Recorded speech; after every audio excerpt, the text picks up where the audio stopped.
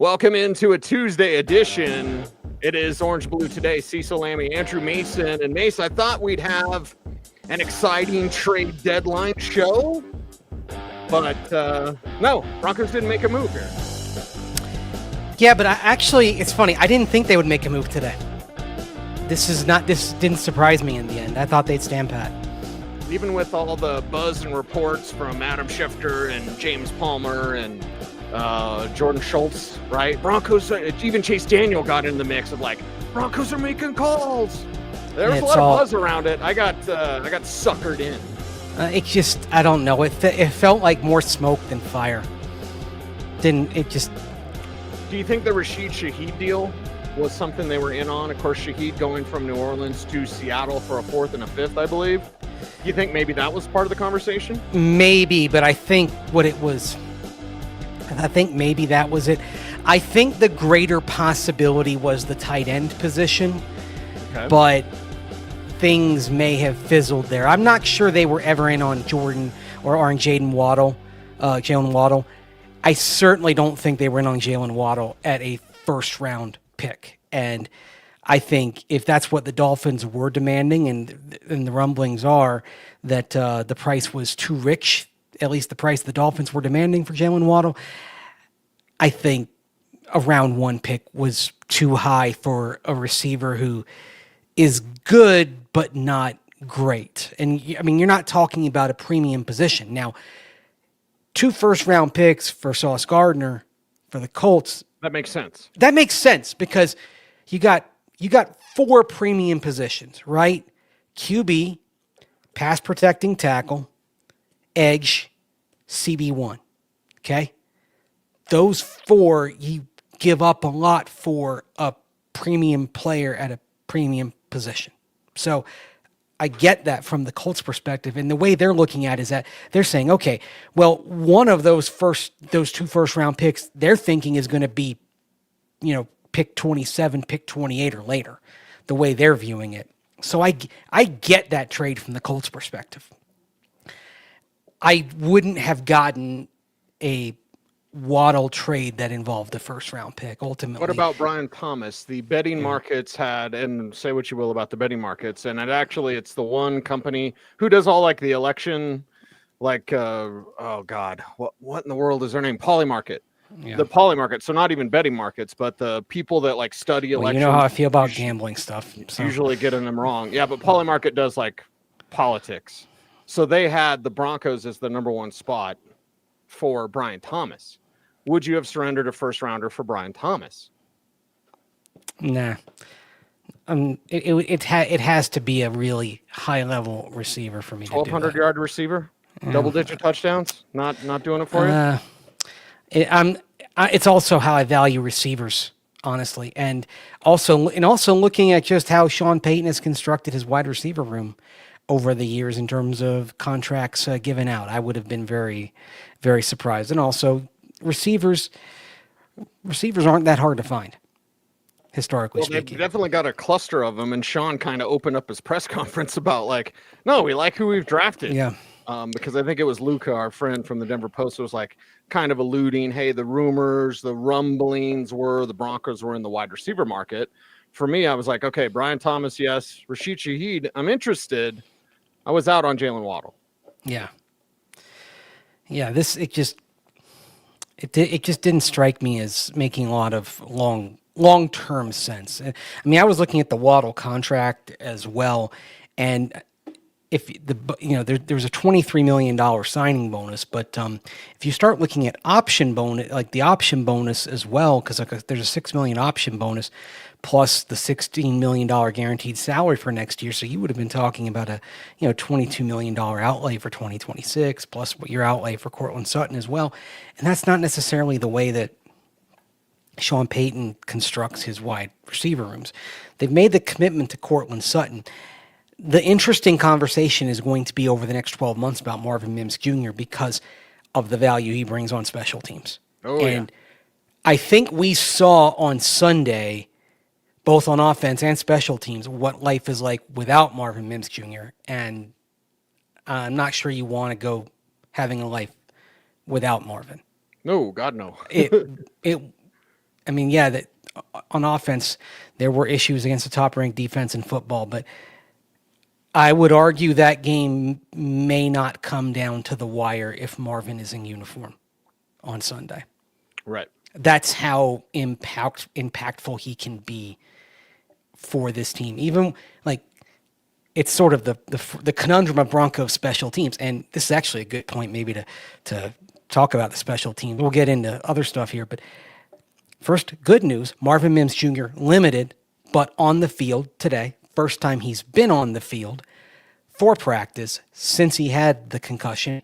He was listed as a DNP on the estimated injury report on Monday. So a good step forward for Marvin Mims Jr. We'll see what the injury report reveals on Wednesday to see if he is cleared or not. And that if he has the chance of being cleared, we'll see him as questionable or better on the Wednesday injury report. So that's the thing we're going to be looking for on Wednesday. But the conundrum of Broncos special teams is that you have a terrific place kicker, an emerging young punter who has some of his metrics really high. It's kind of all over the place a little bit for Jeremy Crawshaw if you start factoring in like touchback percentage, that kind of thing. But certainly, he looks the part. He for a rookie, he's doing very well. He's headed in the right direction. And you have an exceptional returner, Marvin Mims Jr., and yet the Broncos have declined precipitously in kickoff coverage and punt coverage. And, of course, they had the snafu involving guys getting on the field. It looked like there was one play late where Q Robinson was a little bit late getting on the field. Mm-hmm. So it led to Sean Payton's comment on Sunday and then wondering, was he talking about Darren Rizzi or was he talking about the player? A player. He clarified with his first question and answer on Monday. Parker Gabriel asked the question. It was actually the question I was going to ask because I always go in with like 2 or 3 questions for a conference call. Got to be loose. Yes, you got to be prepared, for any possibility. So Parker asked the question word for word that I was going to ask about the special teams. And in that question, Sean Payton put it on the player not getting out there fast enough, which of course led to Luka Evans asking the question that unfortunately for him had already been answered earlier in the conference call, which led to the moment that's gone viral where he, instead of calling him Luka called him Evan. My name is Luka. Yes. I like that. I'm glad that Luka, a young cat in the media, good that. Person. Yeah, my name, yeah, he stood up for himself. Yeah, he did. It was one of those moments where, frankly, it wasn't a great question because it was answered at the start of the conference call, but wasn't a great response by Sean Payton. He could have handled that with a little more magnanimity. So anyway, special teams is on everyone's mind. No, it is. Your favorite. So Darren Rizzi sort of, talking about, where does all this go? Because Sean Payton has described the coaching as outstanding. And certainly a lot of you watching this show right now, if I look at the comments, I look at things on social media, Darren Rizzi is probably not a popular person in Broncos country right now. Not outstanding, that's for sure. Yeah, and certainly, the outstanding comment, I think, raised some eyebrows. Yes. Mm-hmm. And, I mean, even I alluded to it in my piece at denversports.com on Monday that I wrote very quickly while navigating my travel snafus of how the Broncos have declined in kickoff coverage and punt coverage from last year to this year. I mean, they are 22nd in one, 31st in the other, heading into Monday Night Football. I mean, that's unacceptable. And again, you have 3 terrific individuals, but you have a special teams unit by and large that is struggling. So here's, Darren Rizzi kind of saying, hey, where does the blame lie for all this? Here's Darren Rizzi earlier today. I think it's on all of us. I think it starts with me. I'm the special teams coordinator. So, and I appreciate the compliment, but I've had rough patches before in my career. I've been doing this for a long time. This is 17 years in the NFL for me and 16 in college. And so 30 plus years special teams, you're going to have, some peaks and valleys. I think one thing we have to do is we have to accentuate the positives. I know it may not look like that, but there's actually a lot of things that we're doing well. But we've got to help the cause more. We cannot, be the reason that we're losing field position and things like that. But listen, it starts with me. Always starts with me as a coordinator, and it trickles down to the players. So I certainly take full responsibility on getting it cleaned up. I'm going to tell you right now that through my experience, I'm certainly confident in myself and my ability, and we'll get it cleaned up. And listen, the players are 100% bought in. There's absolutely no doubt about that. We've had some issues here or there, but along the way we've had a lot of positive too. So we got to keep doing the positive things, but we've got to help the team more in these situations for sure. Yeah. Boy, our chat room doesn't like Darren Rizzi. Yeah. Yeah. The live comments are not kind for Coach Rizzi, who definitely expressed confidence, Mace. Mm-hmm. Like maybe not necessarily humility. I don't think he was like arrogant up there, but I was thinking more, falling on the sword. He's like, yeah, I've had rough patches. We'll get through these. It's our job to coach them up. And all right, kind of standard answers, but definitely expressing confidence. And he's seen a lot, 30 years of coaching. So he's been through this, Mace. And he's been through the ups and downs. Yes. Yeah. Yeah, but he's Sean's guy. He's not going anywhere. And I understand Coach Katwika was mostly really good last year. But yeah, this is Sean's guy. He's here to stay. And somebody asked for me to do my Rizzi impression. I think it sounds more like John Fox. He does have some John Fox in him with the voice. It's like, it's good. Cool. Well, there's some weariness in the voice there. Like some scratchiness. Hey, it is what it is. That's really good. It's not my first rodeo. Yes, that's right. That's right. Oh gosh. By the way, speaking of special teams, JT Gray, we hardly knew ye. He was let go with an injury settlement today. By the way, he had the hamstring injury and was not on the practice field earlier today, and then was not on the injury report that the Broncos issued because he had been, they had parted ways with him with an injury settlement. So JT Gray no longer on the roster after being inactive the first couple of games he was here, and then played on Sunday, but then had the hamstring injury. So there's that little bit of news as well on special teams. Yeah, so we got some special teams talk. The concern is there. The other talk today, and it's a weird week because we get one day out there. That was today. We talked to everybody today. Drinking from the fire hose. Oh today. Yeah, like, big time. Yeah, the last 2 hours have been, in terms of work and getting ready for this show. It's why we started a little bit late. The last 2 hours getting ready for this show were crazy. Like beyond crazy. And it happens whenever it's a Tuesday leading into Thursday night football. So yeah, basically like 2-3 days of work right in one afternoon. Yeah. So, and we'll have plenty more tomorrow. I've only started going through the stuff that, like, when you got a clip, it's like the first thing that we were able to go through. We just want to play I just want to play this clip really quick. It was Luca who asked the question of Evan Ingram about just how, his reaction to the Broncos not making a trade, because if they were going to make a trade, it seemed likely it was going to be for a tight end or a wide receiver. And of course it didn't happen. And so, what does that say? Does it show confidence in the guys who are here? Here's number one, Evan Ingram. We're all confident in what we got and who we are. So, that's definitely we know that for sure. Yeah. Okay. Short but sweet. Short but sweet. Boilerplate. Is what it is. Yeah. But Evan gets to the point when he answers questions. There's not a lot of flowery language from him. So I like that. I like that there as well. With the Denver Broncos on a short week. Yeah. Can they fix the slow starts? That's the other thing. Everyone talking about special teams and everyone talking about the slow start offensively. Bo got a ton of questions on it. Sean got a ton of questions on it, Mace. I'm not looking for this week to have the answers. Yeah. Although you do want, you definitely want the first 3 quarters to have a more robust offense. I don't think they'll be perfect, but just better than they were against the Texans.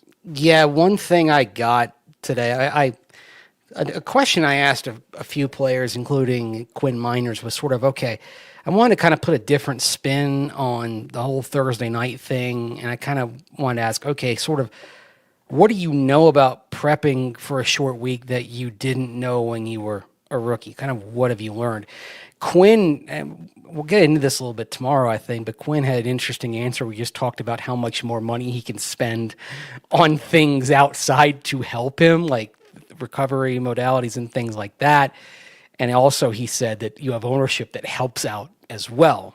There's nothing they won't spend to help their guys. But one thing that I heard quite a bit today was about sort of simplicity in terms of what you do this week. That basically this is a week where you just kind of you focus on the simple things of rest and recovery. And I think even game plan wise, this is not a week where you're throwing in a lot of new things. This is not, so in other words, this is not the week where you're trying to maybe make that big adjustment to solve a problem. This is more like, all right, what do we know we can do best, and let's lean into this and kind of almost get by with what we do best, and we'll figure out maybe a long-term solution to the issues, like getting a faster start. Maybe we're going to figure that out when we have a little bit more time, when we actually have a full week coming up, going to the Kansas City game. That's the time for that's going to be then, not now. That was the sense I got from guys in the locker room today, that you've got so much that you need to do in this week that the only way to kind of get properly ready for this game is to just simplify it. In your game plan, basically, this is a week where you play the hits. I kind of like the sound of that. Yeah. This isn't, if you're in concert, this is not the week where you come out and say, hey, we're going to play something off our new album. No. Let me check my phone. Yeah. You play the hits in this game. You play the stuff that you know works, moves your fans, and you stick to that. You stick to that. This is not the week to go reinventing the wheel. I mean, shoot, the practice today, they were wearing T-shirts, no helmets, no pads. Literally, there were T-shirts and shorts in there for that practice today. Like, it's an indoor practice today too. For those wondering, yeah, it was at best a jog through. At best a jog through. Soft J. Yeah, like we saw them doing individual work, and they were moving around and all that, but it was not. Yeah, that's just what you do this week. That's how you have to adjust when you have the short week thrown at you. They'll do this again, obviously, heading into Christmas against Kansas City next month. It is interesting, Cease, to think about the fact that fully 1/3 of your divisional games this year are in short weeks for Thanksgiving, or for Thursday night football, Christmas, and then this week here. So what does that mean? Like, these are 2 of your 6 most important games on the schedule, and you have fairly minimal preparation compared to what you'd have in a normal week. You better get it right. Yeah. We try our best on Orange and Blue today. Get it right every single day.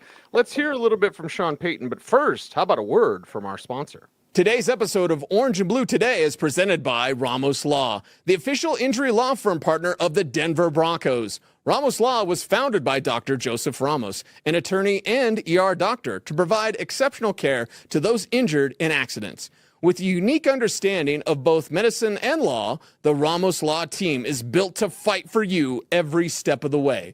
Experience the Ramos Law difference. Contact them today at ramoslaw.com. All right, Mace, let's get into Sean Payton kind of expounding, I believe is how you labeled the video. So Yeah, like Sean gets that way once in a while, right? yeah, I mean, basically, sort of the kind of the warning on this game. I mean, basically, Right. when he gets into this kind of mode, there's a pretty good chance he's made this point to his players, and it's sort of talking about the danger of this sort of matchup. I mean, hey, you're looking at the Raiders; they're having a bad season. They just traded Jacoby Myers, so they're removing a key component from their passing game. But what happens, if you take an opponent lightly? I mean, we saw some unusual results this past weekend. The Broncos didn't fall victim to that because, partially because, Houston is a team I think that they took seriously, and Houston is, I think they are a better team than their record, and the Broncos did kind of, let's face it, they caught a break with C.J. Stroud getting injured, but Houston's lost some close games to good teams, and they lost another one on Sunday. Right. But you look at some results on Sunday: Carolina over Green Bay, Minnesota over Detroit. I mean, there were some warnings that Sean Payton can point to in terms of what happens if you are not on cutting edge, even in a game like this against an opponent like Las Vegas. I think if you went back, you'd surprise yourself. And I think it's certainly in a positive way. Our game's covered more and more than ever before, and that's great for the league. But I think I don't know that I would agree with that. Like, I can go back to that 09 team where we won 13 in a row, and I can recall being down overtime, Washington, Miami at halftime, 20. I mean, there's a journey to it, and then you begin, to put wins together. But I think it now periodically you'll get some, but I think that there's a fine line between a groove and a rut, and we see it each weekend. There's a game, that unfolds, and you thought, how'd that happen? Carolina went into Green Bay last week, and Green Bay's a good football team. Carolina's certainly a good team, but this is different than college. There's a fine line between a groove and a rut. That's one of his favorite cliches that he likes to throw. I love it. I think it makes a ton of sense. By the way, that is the answer I was looking for. We had a little behind the scenes confusion about which answer. So that's what it was. Okay, the fine line between a groove and a rut. Yep. And then I thought he was going to take a shot at Carolina, but he's like, no, they're a good football team too. So, and I mean, this team being better than the previous two probably has a little bit more cushion. But you look, say, at last year's team, they had a groove. They had a couple of grooves last year. But you could say they had a rut. Maybe, the first couple of weeks they had a rut. Then they had a rut. They were able to keep themselves out of a rut. Back in 2023, they got into a rut early. Remember, they were 1-5, but then they found that groove. Mm-hmm. I mean, the interesting thing about the arc of this team, I've heard a lot of guys talk about how we know how to win close games. Like, we've got that resolve, that character, that blah blah blah. They won a bunch of close games back in 23. I mean, it did start then. You think of the Buffalo game, you think of the Minnesota game. They did have moments. They came back against Chicago when they were 0-3, and they looked like they were going to be 0-4, and then came storming back, got a defensive touchdown late there at Soldier Field, and ended up winning on the field goal, and then preserved it with a late takeaway. I mean, there were moments you could look back and say, okay, it really started there. That was kind of the embryonic stage of this. So, but I think this team has a little bit more cushion between groove and rut But that being said, there could be some opportunities for a rut if they're not careful. I mean, you have Chiefs coming in after the Raiders. And then I think you and I think we all can kind of point to now, as we just step away, big picture, look over the horizon. I think we can all sort of point to Green Bay, Jacksonville, Kansas City, Chargers. That 4-game finishing kick. That's where if you don't have a cushion, if your cushion is gone, that's where you're going to have to be on cutting edge if you're going to win this division. And that's why, and that is one thing about the next few weeks, is that if you can get it done here in the next few weeks, you're going to give yourself that cushion to where if you fall into a rut against that rigorous schedule, it may not cost you the division. That's the value of what's going on right now. Whereas if you trip up on Thursday and then you fall victim to Andy Reid after the bye against the Chiefs, your margin for error goes whoop, Real just like small. that. Yes. Kansas City can catch you like that. Yeah. So that being said, Kansas City cannot leave that field in Denver with the division lead, no matter what. The best they can be is because they're 5-4. The best they can be is a half game back of Denver. Remember that. Mm-hmm. So get this one against the Raiders. Go out there and get that one against Kansas City as well. May I ask you a deep and personal question, Mace? I mean, you may ask if it's deep and personal. I may not answer here on the show. I mean, our geez. handy-dandy schedule that you and I made, and we look at those games that you mentioned in Green Bay, Jacksonville, Kansas City, and the Chargers. Where's the Ipecac? Where's the one that's going to make them throw up? Yeah, the game where you're like, okay, because listen, win streaks are great. I think our friend Zach Stevens brought up the win streak today to Bo Nix, which is awesome. Like, hey, win streak, yeah. You don't want to peak too soon. Yeah. And one of these teams, I mean, they're going to get got. I do not believe, and I had them at 13 wins, so I'm nuts. But I do not believe they're going to go undefeated the rest of the way. So if we look at those 4 games specifically, where's that Ipecac? Where's that? You got to take your medicine.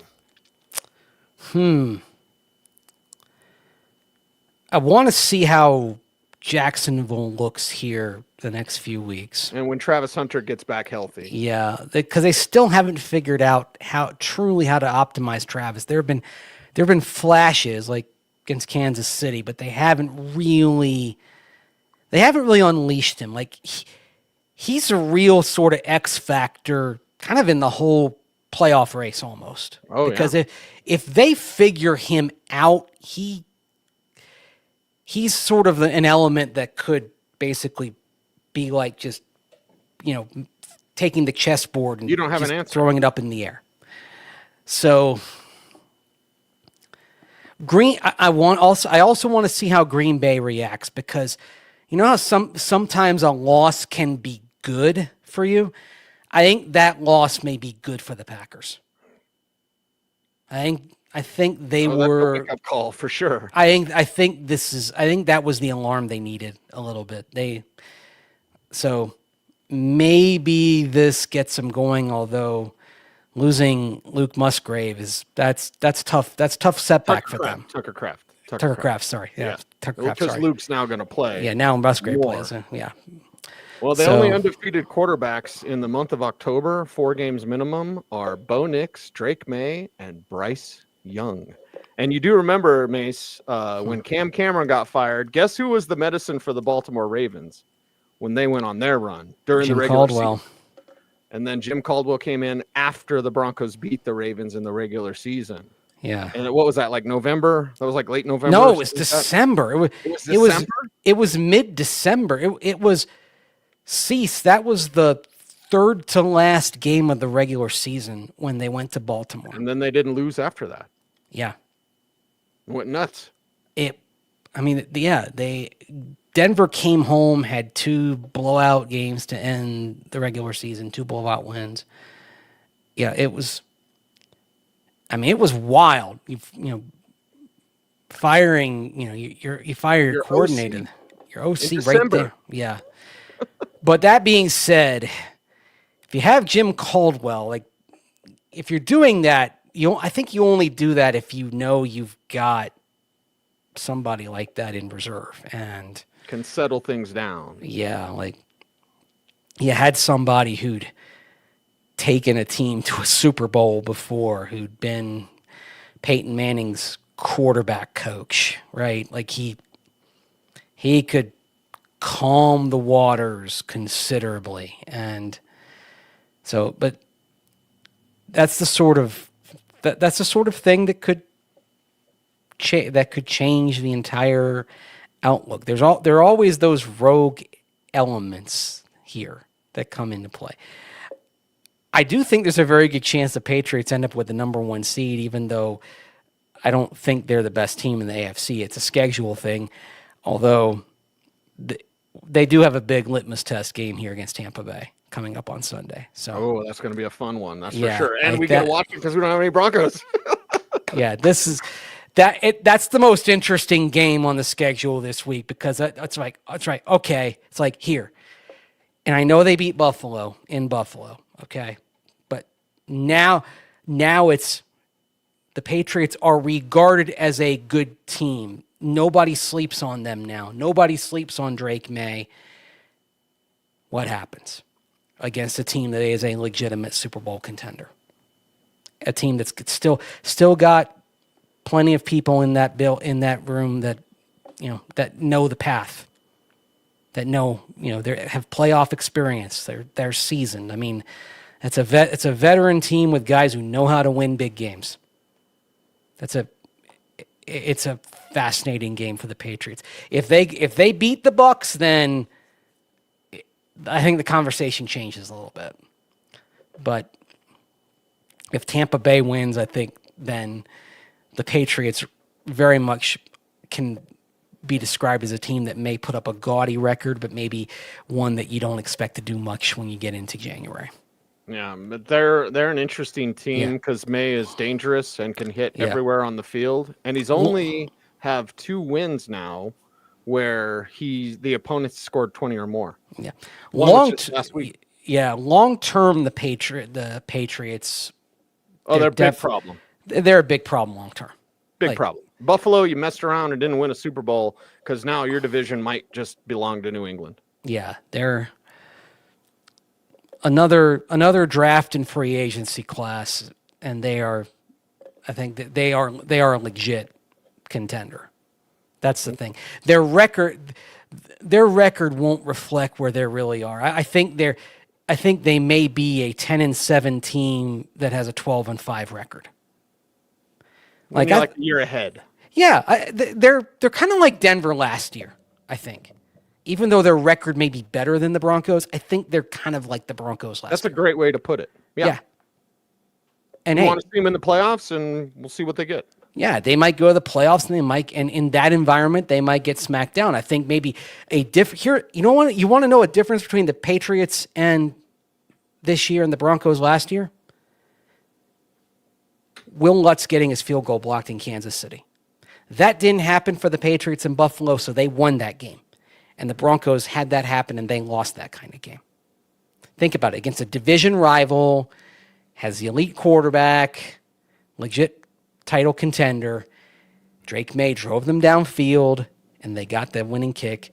Bo Nix drove the Broncos downfield last year, and it was blocked. I mean, right now, I'd say that's kind of the difference between Broncos last year, Patriots this year, in terms of quality and result of team. And it's a good way to think of them, I think. I don't think they picked up a running back today because there was talks about that. Ramondre Stevenson has a toe injury. Yeah. And they don't use Travion Henderson. They don't trust Travion Henderson. Yeah, but maybe that changes. You're gonna have to put him in the deep end and figure out if he can swim, man. I mean, you drafted him for a reason. Yeah. But protecting Drake May, number one, they have a franchise stud quarterback. Nobody should be surprised by this. I've heard way too many people be like, wow, Drake May, I didn't know. Well, you should have known with Drake May. I mean, Any spot on the field. You knew if you watched this show. Yeah, because we talked about them enough before that pass, that's for sure. They weren't going to move off that pick, and they didn't, and they're going to be a concern. Yeah, I mean, believe me, if the Broncos could have moved up and gotten Drake May, they would have. But their quarterback search that year was all about knowing they couldn't get to the top three, so they focused on the next three. Yes. And of the next three, Bo Nix was the one they zeroed in on. If you have to, everything starts with, okay, if we accept this as impossible, it just can't happen. What is the best of the possible solutions? And it was the same as at running back this year. Ashton Genty was an impossible choice for them. Clear cut number one for everybody. Based on, in terms of what it would have cost in draft capital, not a plausible option. So, okay, we have the other options here. What are they? Who do we like of these other options? I mean, basically it's the section of Seth Wickersham's book about quarterbacking, and where Sean Payton's talking about his QB system. It makes it clear that Sean Payton liked Drake May very much, as he should. But instead he pivoted and found Bo Nix, and so far, in terms of the results, all is well. The metrics don't match the results, but that's okay. Hopefully for the Broncos at some point, everything starts to align. So we'll see. We'll see what happens on Thursday night. It is Orange and Blue today. Cecil, Lammey, Andrew Mason rolling on here on this short week. Going to have everything for you. And, of course, post-game on Thursday. No live show on Thursday because, the show wouldn't last very long from an evergreen standpoint. It's worthless. But there's a post-game show Thursday afterward. So that's right. Cecil will take you there. Hopefully Thursday not losing night. my mind. I don't like that. I don't like that. Well, that would only happen if they lose. Then I will lose my mind. So let's get the good vibes out. Of course, Mason, I'll bring you a jam-packed Wednesday show as well. We've only hit the tip of the iceberg of everything we want to say this week. We'll get back at it tomorrow. But before we're out of here today, Mace, we need some help here on YouTube. And how can folks help us out? Like, comment, share, subscribe, hit that notification bell so that you never miss a vid. How would Darren Rizzi do our outro? Never miss a vid. Don't stop. That hurts my throat when you do that. You gotta Okay. stop. I'm all. You're Cecil, Lammey. I'm Andrew Mason. Stay tuned, and would you please, as always, Stay frosty.